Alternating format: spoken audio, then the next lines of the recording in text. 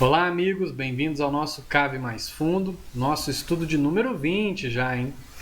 Lembrando que essa é uma iniciativa da Igreja Cristã Sal da Terra, que se reúne no bairro Dom Almir, em Uberlândia, Minas Gerais. E a nossa intenção é, por meio dessa ferramenta, te ajudar na sua leitura e interpretação dos textos bíblicos, para que você possa crescer como um discípulo, como um filho amado, ok? Como sempre, a gente faz o que? Nós começamos com a leitura e depois da leitura nós vamos aos comentários. E assim faremos agora, ok? Veremos a princípio do verso 1 até o 13, que diz o seguinte: Jesus disse aos seus discípulos: o administrador de um homem rico foi acusado de estar desperdiçando seus bens. Então ele o chamou e lhe perguntou: que é isso que estou ouvindo a seu respeito? Preste contas da sua administração, porque você não pode continuar sendo o administrador. O administrador disse a si mesmo: meu senhor está me despedindo, que farei? Para cavar não tenho força, e tenho vergonha de mendigar. Já sei o que vou fazer para que, quando perder o meu emprego aqui, as pessoas me recebam em suas casas. Então chamou cada um dos devedores do seu senhor. Perguntou ao primeiro: quanto você deve ao meu senhor? 100 potes de azeite, respondeu ele. O administrador lhe disse: tome sua conta, sente-se depressa e escreva 50. A seguir, ele perguntou ao segundo: e você, quanto deve? 100 tonéis de trigo, respondeu ele. Ele lhe disse: tome a sua conta e escreva 80. O senhor elogiou o administrador desonesto, porque agiu astutamente, pois os filhos deste mundo são mais astutos no trato entre si do que os filhos da luz. Por isso eu lhes digo: usem a riqueza desse mundo ímpio para ganhar amigos, de forma que, quando ela acabar, estes os recebam nas moradas eternas. Quem é fiel no pouco, também é fiel no muito, e quem é desonesto no pouco, também é desonesto no muito. Assim, se vocês não forem dignos de confiança em lidar com as riquezas deste mundo ímpio, quem lhes dará as verdadeiras riquezas? E se vocês não forem dignos de confiança em relação ao que é dos outros, quem lhes dará o que é de vocês? Nenhum servo pode servir a dois senhores, pois odiará um e amará o outro, ou se dedicará a um e desprezará o outro. Vocês não podem servir a Deus e ao dinheiro. E aí eu coloquei como título desse trecho, né, esse primeiro trecho que a gente vai estudar, do verso 1 ao 13, como não podemos servir a dois senhores. Porque considero que é uma ênfase, né, algo que Jesus vai estar trabalhando aí ao longo de todo o capítulo. Então todo o capítulo trata do tema da relação com o dinheiro e o senhorio de Deus como realidade do reino. Então vou repetir aí, leia comigo. Todo o capítulo trata o tema da relação com o dinheiro, então essa relação com o dinheiro, tá? E o senhorio de Deus como realidade do reino. Então é uma relação, vocês não podem servir a dois senhores.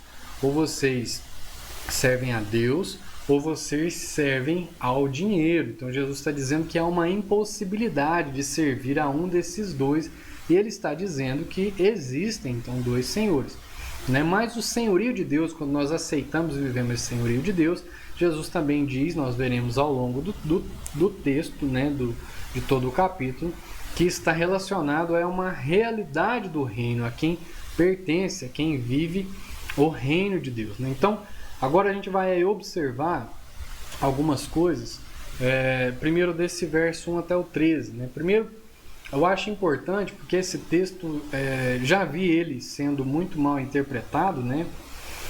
Então cabe a gente observar primeiro o que Jesus não está dizendo. Então o que Jesus não está fazendo, o que Jesus não está dizendo nesse trecho? Não é um elogio, então Jesus não está elogiando a malandragem do administrador. Tá? Ele não está dizendo assim: olha só, o cristão, tá vendo como esse administrador agiu? É assim que vocês têm que agir, é assim que vocês têm que ser. Jesus não está, entendeu? Elogiando essa malandragem dele, não é isso. E não é um incentivo às negociações maldosas usando o dinheiro, né? Esse homem, o que ele fez? Vou fazer um resuminho aqui e lembrar rapidinho. né? O Senhor ouviu que ele estava, ele não está administrando mal lá os recursos, vai precisar mandar esse cara embora. Ele falou, não tem condições mesmo. Aí ele chamou ele e falou, é verdade, isso que eu estou ouvindo ao seu respeito, não tem como você continuar trabalhando comigo dessa forma. Esse homem, esse mordomo, né, astutamente, então é isso que Jesus elogia, essa astúcia, né, astutamente ele foi lá e falou o seguinte, falou, olha, eu vou então atrás daquelas pessoas que estão devendo ao meu senhor. E aí ele vai lá, e é interessante, né, porque parece que ele nem sabia quanto que eles estavam devendo. Ele que pergunta, quanto que você estava devendo? Ah, é tanto. Não, então pega e bota tanto aí, bota abaixo. E aí, por meio disso, ele está fazendo o quê? Ganhando uma dívida, né? De certa forma, ele está criando uma dívida daquela pessoa que ele está negociando com ele, não com o Senhor, mas com ele, que é o negociante, dizendo assim, ó, pensando já no que? Olha, para cavar eu não tenho força, para me ficar mendigando eu tenho vergonha, então eu tenho que criar uma estratégia para que depois as pessoas me recebam nas suas casas. Então essa negociação, ele está criando ali uma estratégia. Ó, você deve quanto mesmo? Não, então vai lá e agora diminui. E nisso ele estava, ó, agora você me deve uma, hein? Entendeu? Então ele está fazendo isso. Jesus não vai dizer que nós devemos agir dessa forma, desse jeito, nesse tipo de relação, mas ele vai usar essa astúcia, dizendo que os filhos desse mundo são mais astutos do que os filhos de Deus nas relações com as coisas desse mundo, tá? Então ele vai usar isso para depois colocar assim, ó, assim que vocês têm que agir, né? Só para a gente poder também contextualizar um pouco, pode ver que as cobranças são em... Vamos voltar aqui para a gente ver rapidinho, olha, 100 tonéis de trigo, então é em trigo, 100 potes de azeite, a gente vê que em azeite, em forma de trigo, porque como que funcionava? Só para a gente poder entender, né? Era uma terra que era arrendada, então o Senhor arrendava uma terra para a pessoa ir lá, plantar, trabalhar, desenvolver, né? Cultivar aquela terra e depois, no cultivo daquela terra, aquele que administrava isso, ele recebia como pagamento aquilo que era produzido, parte daquilo que era produzido, né? Então tinha uma negociação e isso era o que ele então produzia e pagava pelo arrendo da terra, né? Por arrendar a terra. Então esse homem era responsável por esse trabalho. Bom, então o que Jesus está dizendo? A gente já viu o que Jesus não está dizendo, veremos agora o que ele está dizendo. Ele está estabelecendo uma relação de servidão a Deus por meio das riquezas terrenas. Então Jesus está dando um exemplo, dizendo, olha, assim que os filhos de Deus devem agir. Os filhos daqui desse mundo, dessa terra, né, agem dessa forma, tendo sua visão na defesa própria, no dinheiro. Os filhos de Deus não, eles não precisam dessa defesa própria, eles não precisam viver se defendendo o tempo todo, se garantindo o tempo todo, e nem precisam viver servindo ao dinheiro. Pelo contrário, o dinheiro que tem que servir a eles. Então, Jesus está estabelecendo uma relação de servidão a Deus por meio das riquezas terrenas. Ele está estabelecendo uma ordem de valor. O que tem valor que Jesus vai colocando? Olha só, as coisas eternas têm muito mais valor do que essas, né? Lembrando que não é só esse texto que fala a respeito disso, nós temos vários outros textos, inclusive um que você deve conhecer, onde Jesus diz, olha, vocês não devem juntar tesouro onde a traça vai e come, a ferrugem corrói e o ladrão rouba. Antes, ajuntem tesouro nos céus, onde nada disso, nada, nem ninguém vai poder roubar de vocês. Então essa relação de riquezas que Jesus está estabelecendo, né? Então as riquezas desse mundo, elas têm que prestar uma servidão, né? Nós as usamos para poder servir a Deus, entendeu? Ele está estabelecendo uma ordem de valor, como eu disse agora, né? O que tem mais valor e também de propósito. O propósito é essa servidão. Ele está exortando a fidelidade no pouco. Eu estou dizendo para vocês têm que ser fiel no pouco. Porque se vocês não forem fiel no pouco, e o que é o pouco? Uma das coisas que é o pouco é o recurso material. Porque se existe uma ordem de valor, então tem algo que vale mais, muito mais, e tem algo que vale menos, né? O que vale mais e muito mais? As coisas eternas, o tesouro no céu. E o que vale menos e bem menos? Os tesouros dessa vida que se perdem e que nós não carregamos para uma vida eterna, ok? Então, a fidelidade no pouco, ou seja, nesse tesouro aqui, recursos materiais, né? E recursos naquilo que não, há recursos que não são nossos. É interessante a gente observar isso, né? Se vocês não forem fiéis naquilo que não é de vocês, é um pouco que não é de vocês. Quem vai confiar a vocês aquilo que é muito maior e que é de vocês?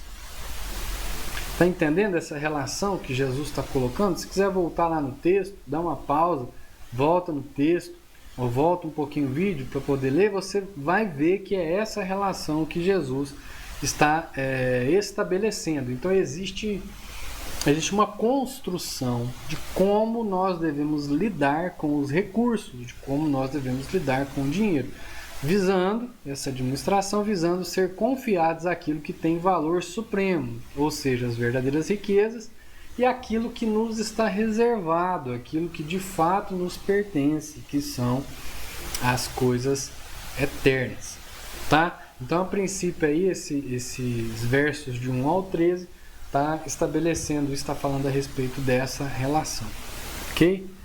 Versos 14 ao 17. Os fariseus que amavam o dinheiro ouviam tudo isso e zombavam de Jesus.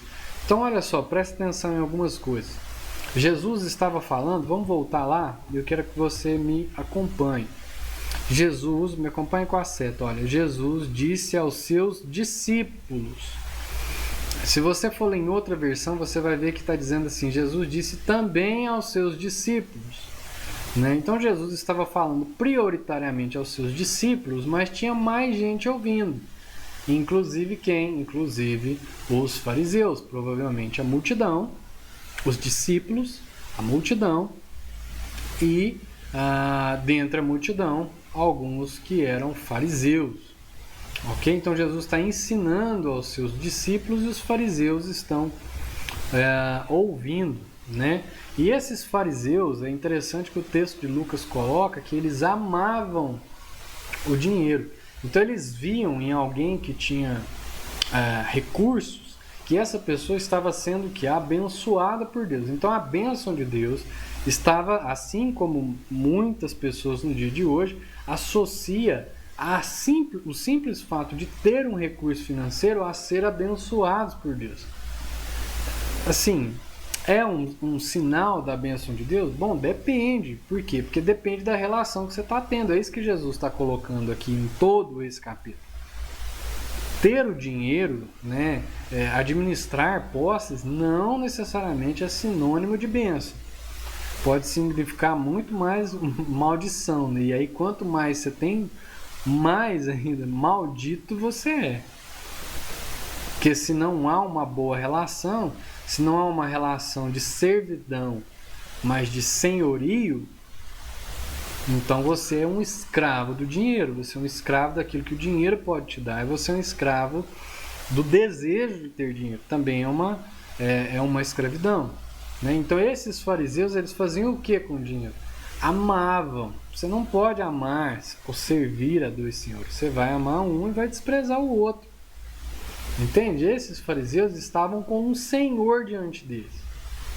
Então Jesus está falando com os discípulos, tem ali os fariseus. Esses fariseus, uma característica deles é que eles amavam o dinheiro e eles ouviam tudo isso. E o que eles faziam quando ouviam tudo isso que Jesus estava ensinando a respeito da relação com o dinheiro? Eles zombavam de Jesus. Então eles desprezavam aquilo que Jesus estava ensinando.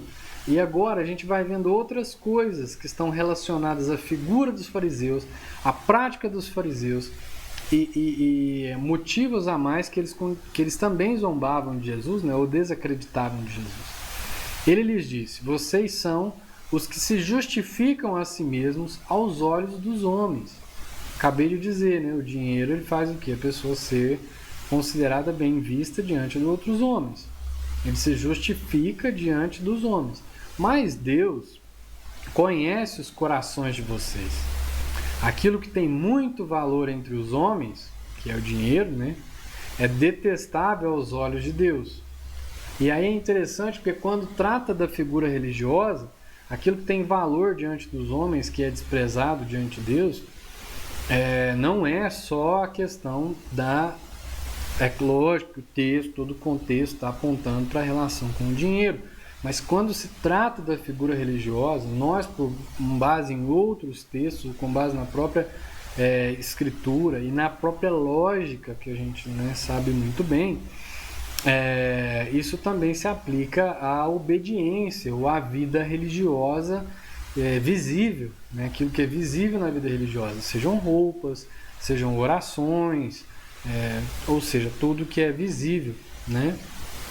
E aí Jesus diz o seguinte: a lei e os profetas profetizaram até João. Desse tempo, ou seja, do tempo de João em diante, estão sendo pregadas as boas novas do reino de Deus, e todos tentam forçar sua entrada nele. É mais fácil o céu e a terra desaparecerem do que cair da lei o menor traço.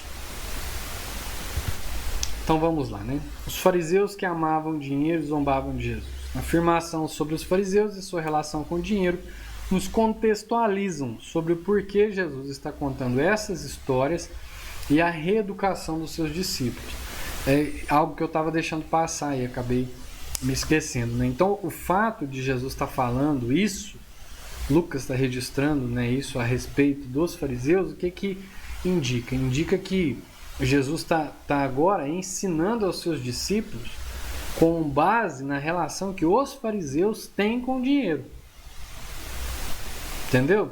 Então por que Jesus está dizendo isso? Porque ele está num processo de, poderíamos chamar de educação, ou como eu coloquei aí, uma reeducação, né, dos seus discípulos em relação a isso. Por quê? Porque os fariseus tinham uma grande influência, então pode ser que tivessem aprendido algo dos fariseus, e Jesus está dizendo: olha, vocês estão vendo ali eles amam o dinheiro, olha como eles creem nisso, olha como eles ensinam isso, como eles veem, enxergam e vivem isso. E vocês não, vocês devem ter uma outra relação. Tá? Então Jesus está ali desconstruindo e reconstruindo, fazendo um novo, criando, né, construindo um novo entendimento. Vocês são os que justificam a si mesmos aos olhos dos homens. E aí Jesus acentua a diferença que existe entre a preocupação em ser aprovado pelos homens e não ser aprovados por Deus. Tá? Existe uma preocupação no ser aprovado pelos homens, mas não existe uma preocupação no ser aprovados por Deus.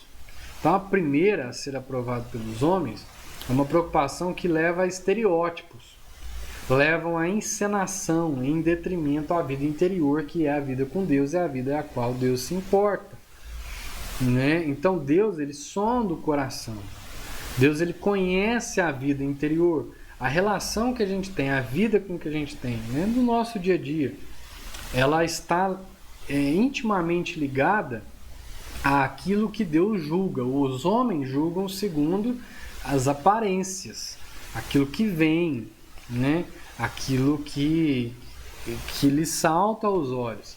Mas Deus julga a intenção dos homens, Deus julga o coração dos homens. Deus julga o homem no seu interior. Então ele está dizendo: olha, esses homens, os fariseus, os religiosos, eles estão muito ligados à aprovação, a se justificar diante dos homens, à aprovação de outros homens. Por isso as suas orações eram nas esquinas, por isso as suas orações eram para serem vistos, né? Mateus, no capítulo 6, antes de Jesus ensinar sobre o Pai Nosso, quando os discípulos pedem para serem ensinados, Jesus os ensinasse a orar como João Batista ensinava os seus discípulos, Jesus começa dizendo: olha, vocês não devem orar assim.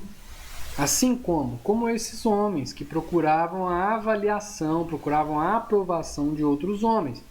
E isso faz essa preocupação muito presente nos dias de hoje, principalmente em redes sociais, numa comunicação como essa que nós estamos tendo aqui, né, em tudo aquilo que envolve a vida pública. E a vida pública hoje nos torna cada vez mais públicos, porque já não dependemos das pessoas estarem fisicamente presentes, para poder nos verem, nos avaliarem, né? Mas nós agora podemos ir para a internet e isso pode rodar por vários lugares e então somos vistos e avaliados.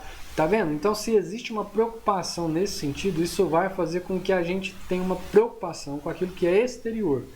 Então, nosso foco vai estar naquilo que é exterior, naquilo que é visível, aparente, né? Que expressa condições dos outros nos julgarem. E Jesus está dizendo, não é assim. Porque Deus é o que realmente julga vocês, é essa a preocupação que vocês têm que ter de julgamento. Então vocês têm que focar naquilo que é a vida interior, ou seja, uma adoração em espírito e em verdade, algo que seja sincero, algo que seja da intimidade. Por isso Jesus diz, olha, vocês quando forem orar, façam o seguinte, entrem para o quarto, fechem a porta, orem ao Pai de vocês em segredo e Ele em segredo, que ouve vocês em segredo, dará aquilo que vocês pediram em oração. Tá vendo? Então, Jesus está apontando constantemente, está desconstruindo a nossa preocupação com a vida exterior, estereotipada, baseada nas roupas, na fala, né? na ação, a fim de sermos vistos, na fala, a fim de sermos avaliados por aquilo, pela forma, ou por aquilo que falamos. Jesus está dizendo assim, ó, vocês têm que prestar atenção naquilo que Deus olha. E Deus não julga como os homens, segundo a aparência, mas Ele vê a intenção de vocês, Ele vê o coração. Ok?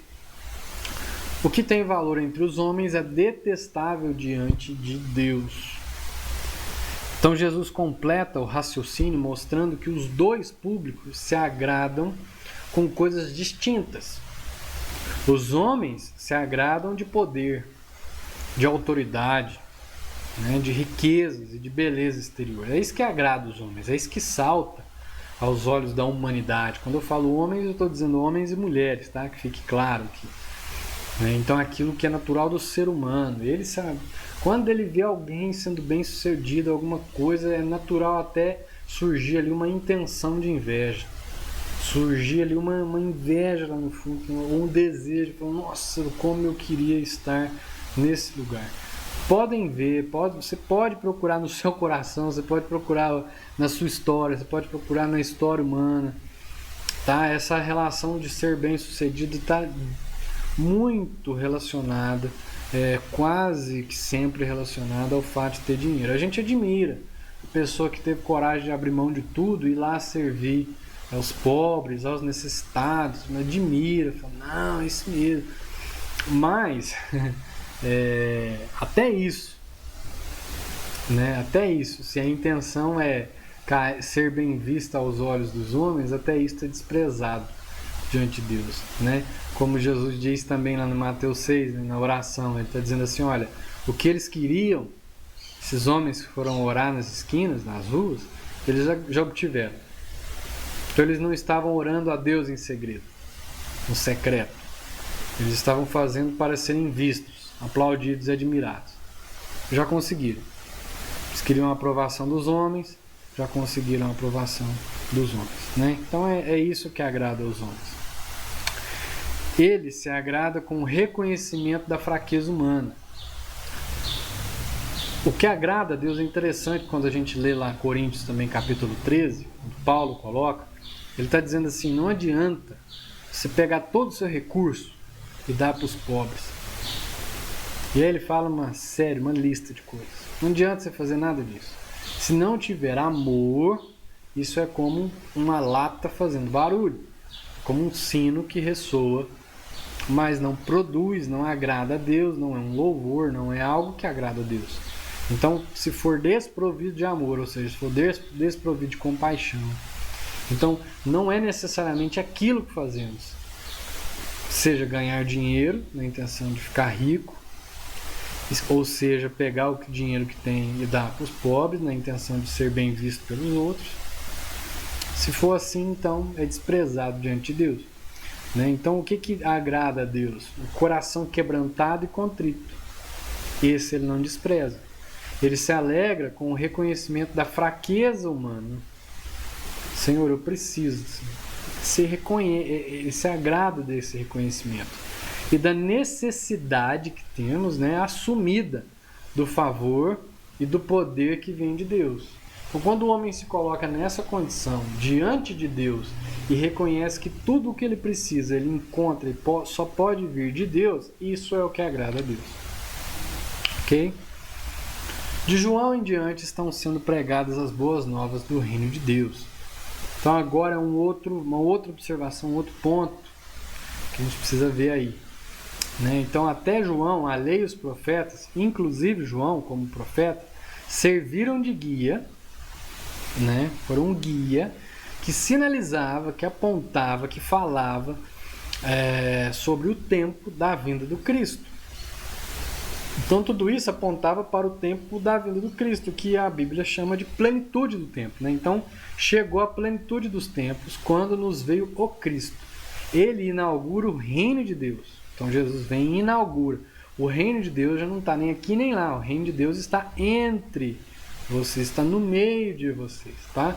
Então Jesus vem e inaugura, traz esse reino, né? E demonstra o seu início por meio de palavras e obras, por meio de palavras e ações.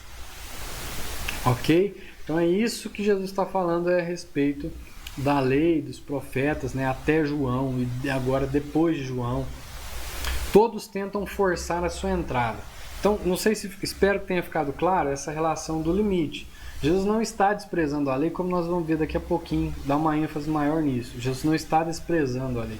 Ele está dizendo que a lei apontava para algo. Há um processo, há um cumprimento, há uma história, né, sendo desenvolvida. A lei cumpre um propósito na história, de apontar para o Cristo. Mas vem o Cristo e inaugura o reino.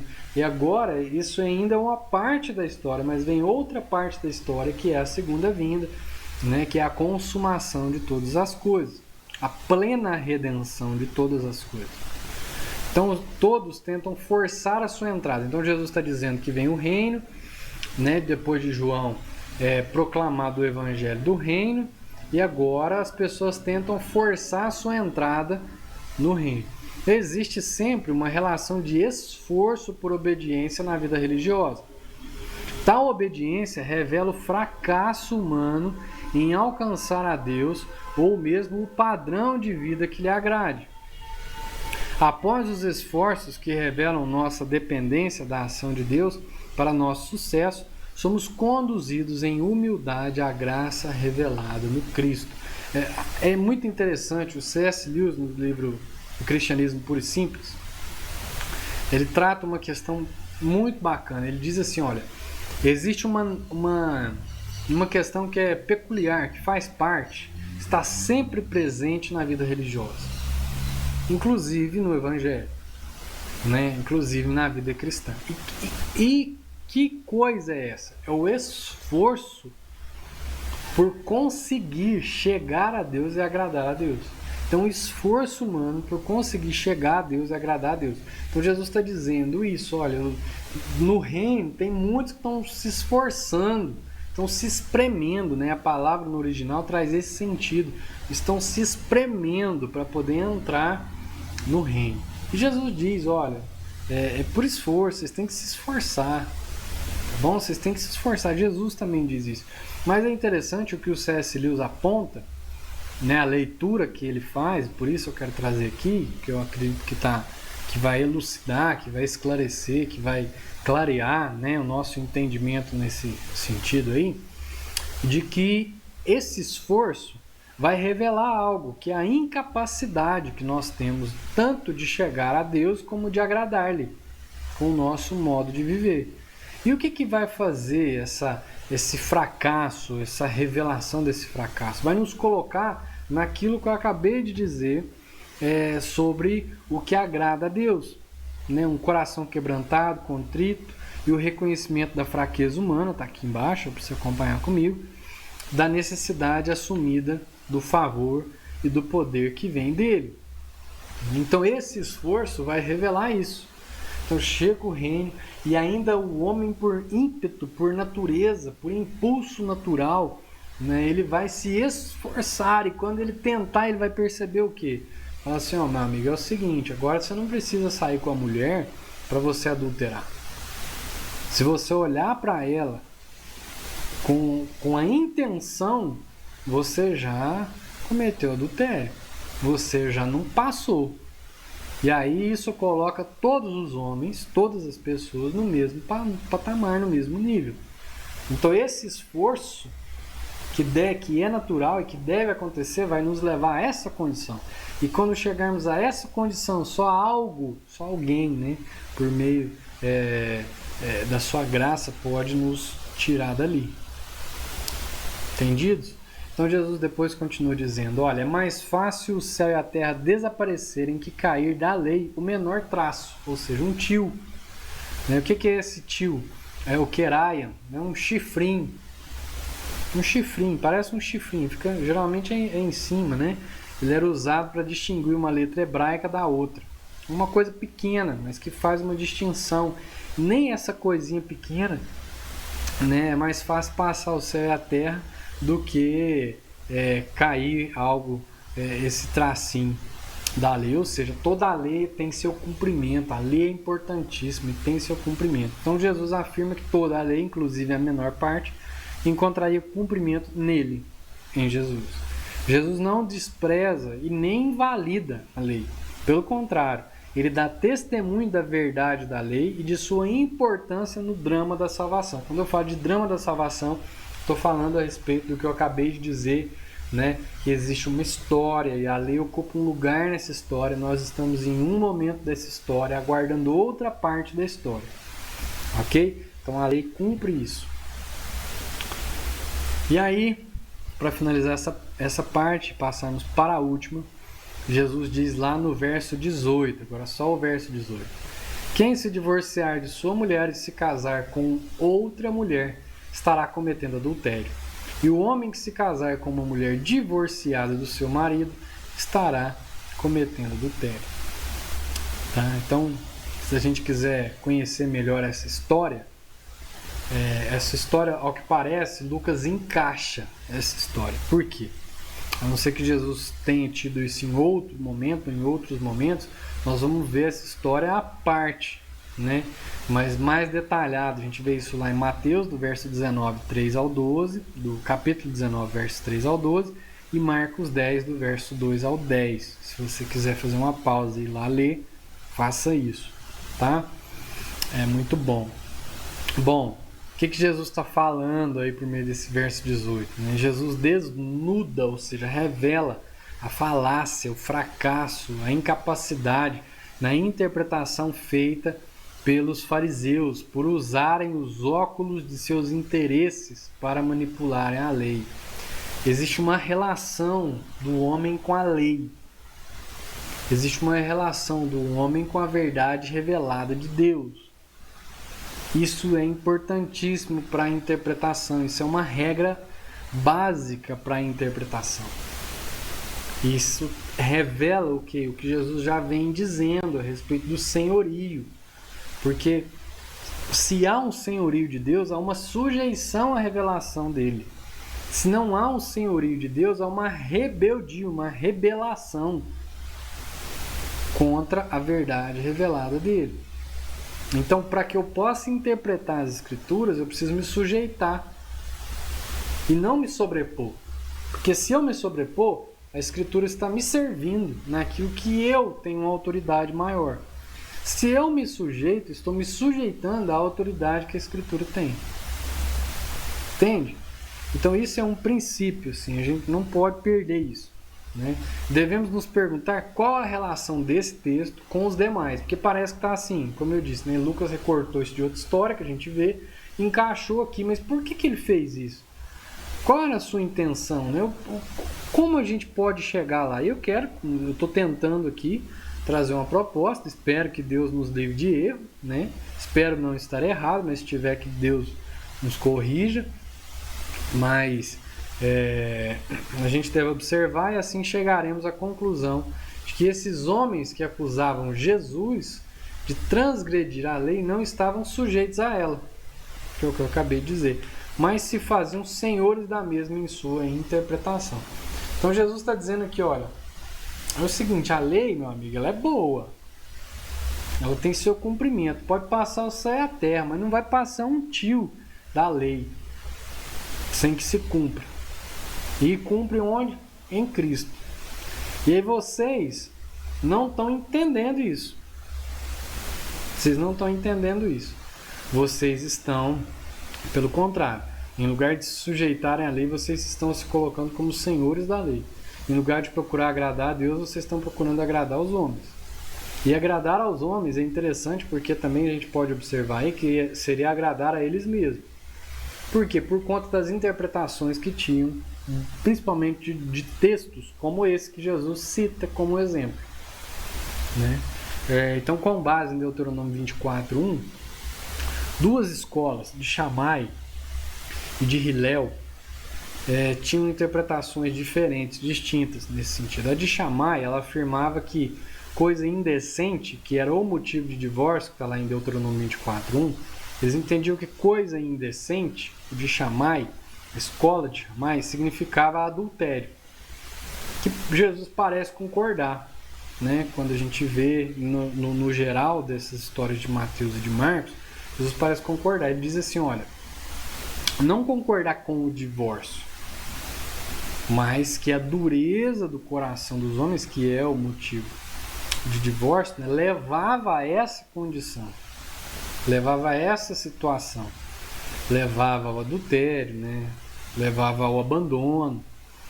Então parece que é isso, né? Jesus parece concordar com isso. Enquanto que a escola de Hillel afirmava o seguinte, que por qualquer motivo que desagradasse o homem, este poderia dar carta de divórcio para a mulher. Então, se a mulher cozinhasse mal, não gostei dessa comida não, casei com ela, agora eu vou dar uma carta de divórcio aqui, vou fazer um documento e vou liberar ela. Assim, tá liberado, não quero essa mulher mais não. E aí é uma relação de homem e mulher que assim, parece que não encaixa, não cabe dentro do compromisso que a Bíblia no todo revela. Né? Quando a gente vê simbologias como a igreja como noiva e Cristo como noivo, parece que isso não cabe dentro de uma relação como essa. Não cabe dentro de uma relação como essa. Então, aí Jesus, ele está apontando o quê? Ele está apontando essa relação dos homens com essa interpretação. Ou seja, vocês estão procurando, na verdade, por interesses de vocês, querendo agradar os homens, por interesse de vocês estão se colocando num lugar da lei que não é de sujeição, mas é de senhorio. E é isso que Jesus está condenando e dizendo assim, ó, vocês que estão dizendo que são da lei, não conseguem reconhecer que a lei se cumpre em mim. Porque vocês não estão sujeitos à lei, vocês estão se colocando como senhores da lei. Está vendo que Jesus está colocando tanto a questão do dinheiro agora como a da lei num lugar de senhorio, como relações de senhorio, de servidão, de subserviência, sujeição, né? Então, segundo a versão de Lucas, Jesus não aprova o divórcio e nem lhe dá opções. Nessa parte aqui de Lucas nem coloca essas opções que a gente vai encontrar lá em Mateus, por exemplo. Né? Com base em Mateus e em Marcos, Jesus não aprova o divórcio, lá também ele não aprova, mas diz que acontece por causa da dureza do coração dos homens. Ok? Espero. São textos, meus irmãos, um tanto difíceis. Esses textos de hoje são um pouco difíceis de compreensão, tá? Então estou aqui me esforçando para deixar claro e assim, contando com a ajuda do Espírito, para ministrar o seu coração também, tá? Que Deus nos livre de erro nesse nosso estudo. Agora, para finalizar, nós vamos ver a história de Lázaro e o rico, uma história bem conhecida. A partir do verso 19 diz assim: havia um homem rico que se vestia de púrpura e de linho fino e vivia no luxo todos os dias. Diante do seu portão fora deixado um mendigo chamado Lázaro, coberto de chagas. Este ansiava comer o que caía da mesa do rico. E, em vez disso, os cães vinham lamber as suas feridas. Chegou o dia em que o mendigo morreu, e os anjos o levaram para junto de Abraão. O rico também morreu e foi sepultado. No Hades, onde estava sendo atormentado, ele olhou para cima e viu Abraão de longe, com Lázaro ao seu lado. Então chamou: Pai Abraão, tem misericórdia de mim e manda que Lázaro me molhe a ponta do dedo na água e refresque a minha língua, porque estou sofrendo muito nesse fogo. Mas Abraão respondeu: Filho, lembre-se de que durante a sua vida você recebeu coisas boas, enquanto que Lázaro recebeu coisas más. Agora, porém, ele está sendo consolado aqui, e você está em sofrimento.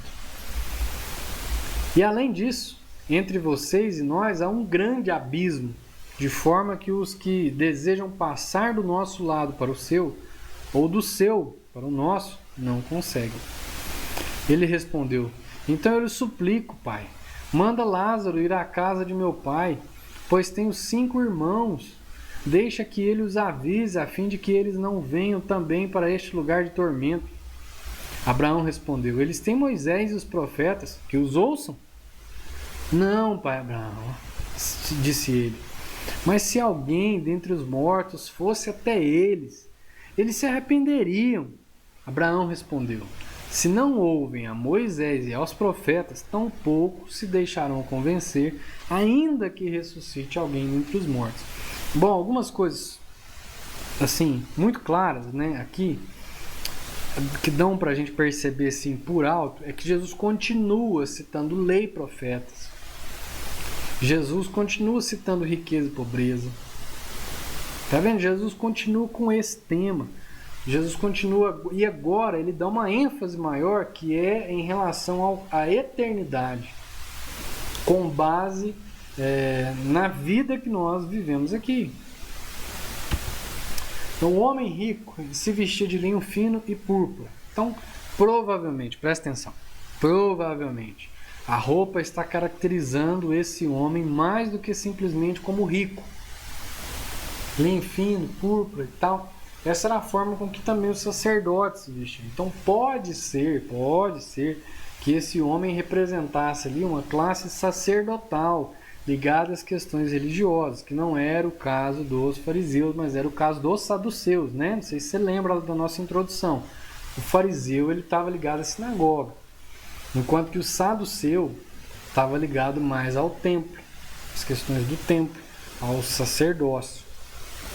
De todas as formas, nós ficamos com a objetividade do texto. Qual que é a objetividade do texto? Diz que o homem era rico e que fazia festa todo dia, né? Dava um banquete todo dia. Só isso. Lázaro fora deixado em seu portão cheio de chagas. Lázaro, então, o que o texto dá a entender é que ele foi deixado, ele foi levado e deixado no portão de um homem rico. Então, no latim, né, a forma latinizada de Lázaro seria Eliázar, que significa Deus é minha ajuda. E é interessante, por que é interessante? Porque você vê que rico é rico, e Lázaro, o pobre, tem nome, é Lázaro. E se ele deu um nome, então cabe a gente buscar entender ou interpretar o que esse nome significa. Tá? Então, o Lázaro. E Jesus poderia talvez estar fazendo referência ao Lázaro que ele ressuscitou, né? Não sei, talvez, não temos base para isso, mas como fiz em cima, né? É uma possibilidade, não é? Possibilidade não é um fato, não, nós ficamos com a objetividade, obviedade do texto, tá? Na dúvida. Então esse é um personagem com nome, por isso é importante buscar seu significado.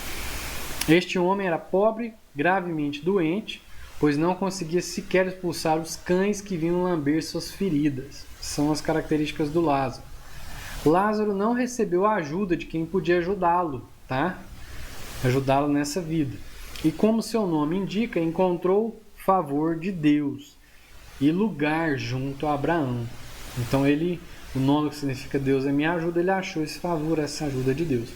O rico, né? A riqueza aqui não é fator condenatório do homem.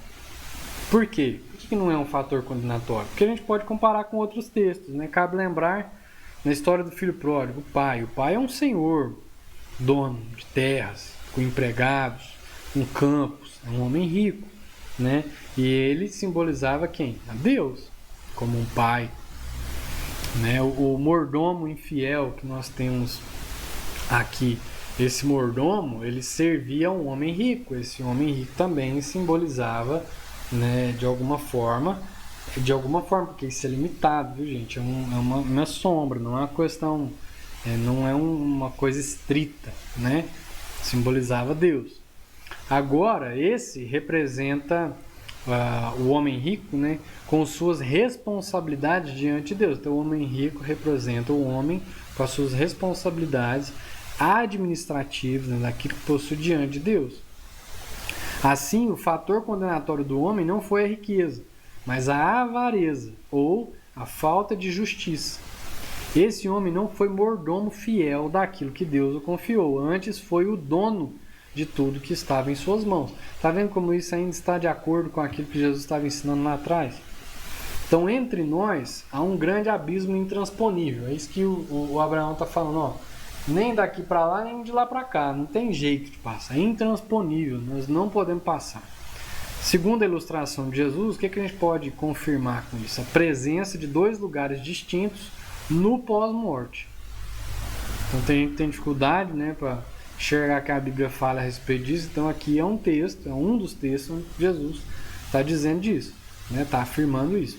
Um lugar no seio de Abraão, junto com os anjos, e o outro lugar de tormento com fogo, né, que aqui chama de Hades, que era um lugar na época, tipo um lixão que ficava com fogo queimando constantemente, queimava impurezas, né? Esse era o Hades.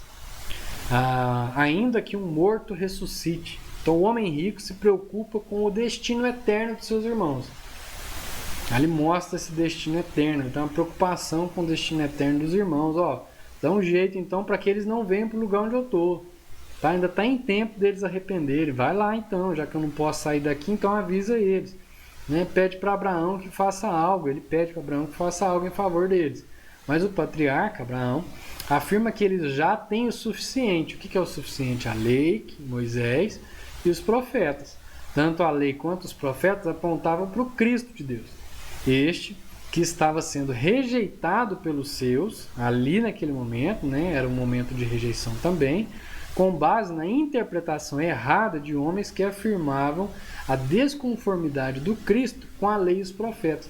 Então olha só que absurdo, gente. Presta atenção por que aquele texto lá, falando da lei, foi parar no meio dessa relação de senhorio e servidão, de riqueza e de pobreza, entendeu? Da lei e da finalidade da lei.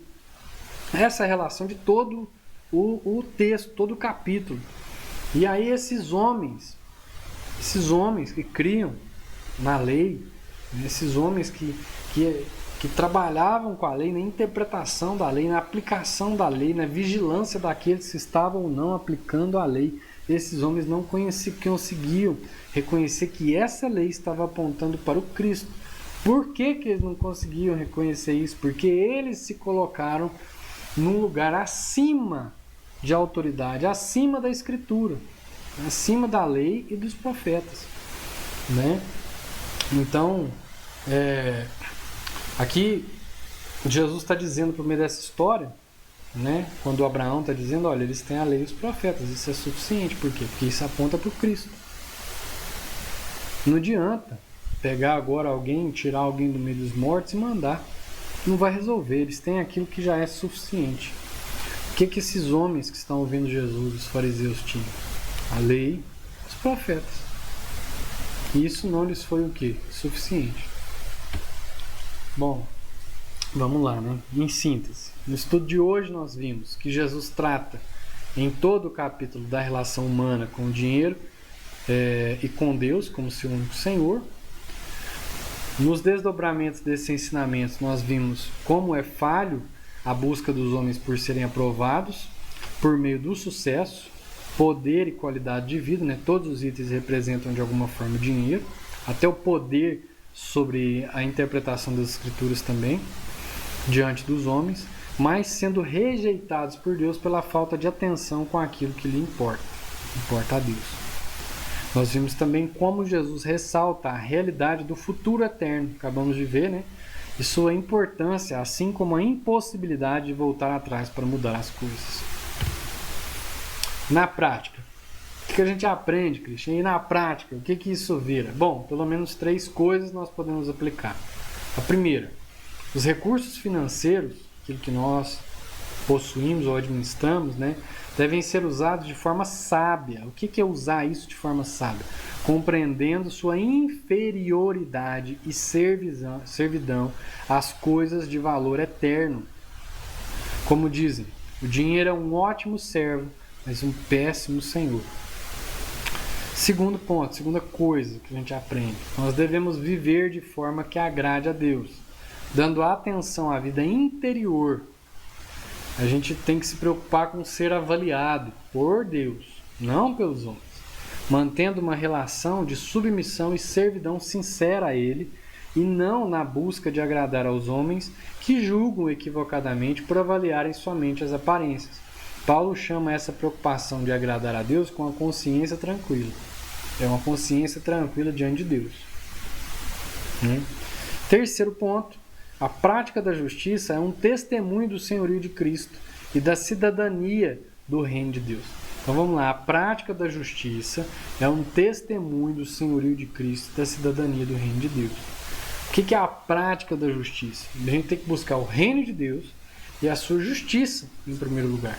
E essa justiça de Deus, essa justiça ao menos favorecido, ao necessitado, é uma prova de que nós materializamos por meio da justiça o reino de Deus. É um testemunho de que nós fazemos parte, somos cidadãos do reino de Deus. E isso entra o quê? Entram os nossos recursos. A administração dos nossos recursos, não como sendo senhores dele, né? Ou melhor até dizendo, ele sendo senhor nosso, mas como nós com o que temos, ou estamos diante de nós, como um senhorio de Deus. Então estamos a serviço de Deus. Tá? Uma vida de injustiça, de insensibilidade, de falta de compaixão, né? E de descompromisso com os menos favorecidos é incompatível com o cristão. É isso que também Jesus está dizendo aí. Onde que o homem que esperava o favor de Deus, que confiava no favor de Deus. E o nome dele já está falando da devoção dele a Deus, viu? Eu sei que às vezes você pode falar assim, o fato dele ser pobre já leva ele direto para o céu. Não entendo que seja isso. Não entendo que a pobreza seja critério para mandar para o céu. Não é isso. Mas é a fé. Esse homem era um homem que esperava o seu favor em Deus, segundo o próprio nome. Então ali já fala a respeito da fé dele, né? Mas esse homem que esperava esse favor e estava nessa condição, foi colocado onde? Diante da porta desse homem rico. E o que esse homem rico fez? Nada. Nada.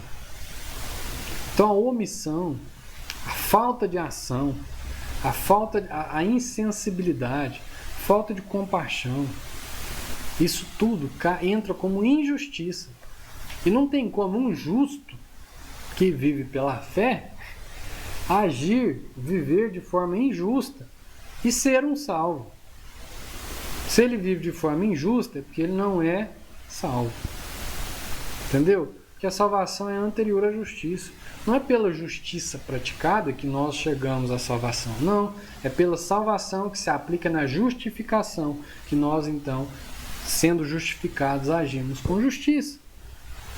Então isso faz parte da nossa vida e é impossível ser desassociado de nós. Bom, espero não ter falado demais além do que precisava falar. Que Deus te abençoe. Espero ter ajudado, esclarecido, contribuído aí para a sua leitura, para a sua interpretação, tá? Lembrando que toda segunda-feira às 19 horas sai um vídeo novo, sempre continuando aí em Lucas. Se você ainda não se inscreveu no canal, se inscreva, curta se você curtiu, compartilha com seus amigos, familiares, use a hashtag Cave Mais Fundo, vem pro Dom, Igreja que Serve, tá? Comente se você achou um negócio legal, não sabia, comente se você discorda, mas aí então comente ou complemente a partir do texto, tá? Do texto bíblico. Nós estamos abertos a isso, mas desde que seja a partir do texto. Ok? Então que Deus abençoe, tenha uma ótima semana e até a próxima segunda, se o Senhor nos permitir.